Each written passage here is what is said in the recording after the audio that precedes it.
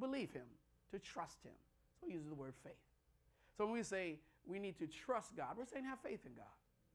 So what you're doing is that you're learning how to operate, to learn how to trust a God whom you cannot see.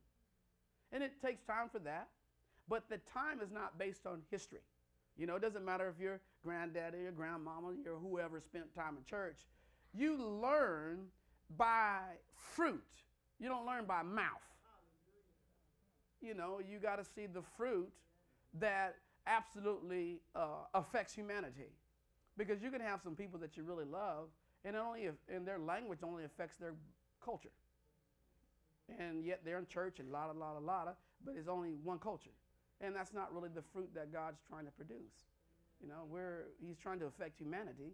He's not just trying to affect your skin tone. Are you hearing what I'm saying? So you have to look for fruit, because fruit should be able to affect every person, every kind of culture, every kind of background, all at one time. But if you are still wounded, then you affect just one group of people. Do you understand what I'm saying? So when we learn to trust God, by trusting him, we will affect many people out of many different backgrounds, many diversities. And while we're doing that, then as we're ministering or talking to whoever we're talking to, they'll be affected by trusting God. Because your lifestyle should make somebody want to trust God regardless of what you look like. But if there's some little hid behind the scenes language and, we got to do this because we black and I'm using this for example. We're black toned and, the black man been down a very long time and it's time for us to get ours.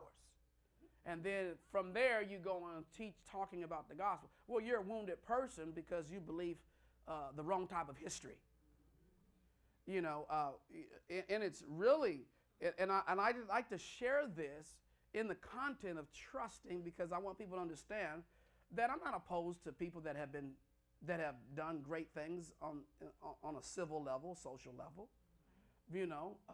There are all kinds of cultures that have done great things, whether it's, if you will, African American, a Latino, whatever.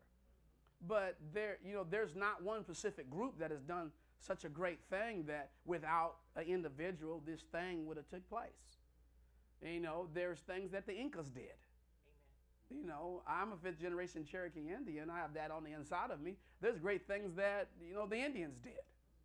And back in the 60s, if you will, my father didn't live in where there was prejudice at, because he was in New York. So he didn't get to experience a lot of stuff that the civil leaders did. It was, he was like, what's that? So a lot of my family never got to really experience a lot of this, what it looks like the Martin Luther King, things like that happen. Nothing wrong with that. But what I'm trying to get you to see is that we need to trust God. Are you hearing what I'm saying? And there's things that happen in the Latinos. There's some great people that they were doing great things in the 40s and 50s and 20s and 1800s. Great things were happening. But it's not, we have to not allow society to frame who we should trust. That's right. And because we have one society filled with the righteous, and we have another society filled with stuff to get us into arguments and make us protect human values, when we should really be trusting superior values that are greater than what man has honored among themselves. See, Jesus said, you seek the honor that comes from man, but I seek the honor that comes from above. And it's really hard to talk to see people sometimes, and many different, because I think that I can kind of just, I don't recognize all the names, but when I hear the stories of great people, I just say, wow, God used them.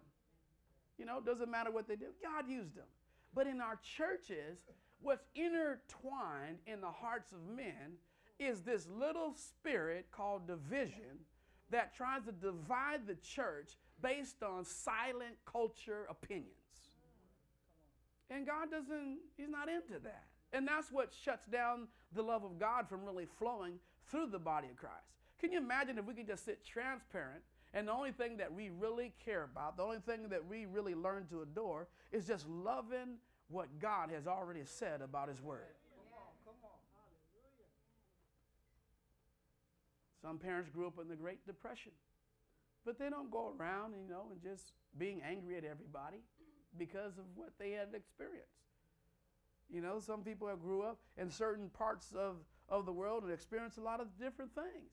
But, if your grandmother or mother or whatever went through any type of slavery, you can't go back and get mad at everybody that you thought was a certain color. And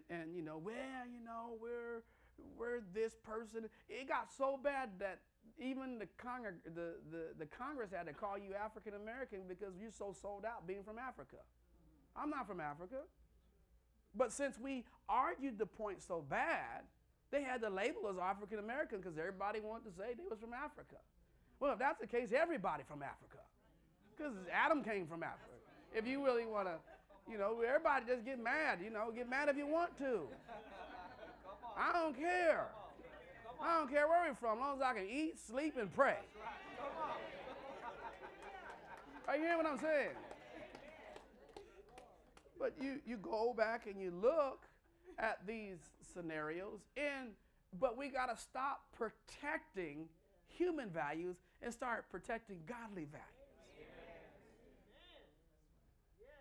Are you hearing what I'm saying? And it's so easy to get over there and become angry.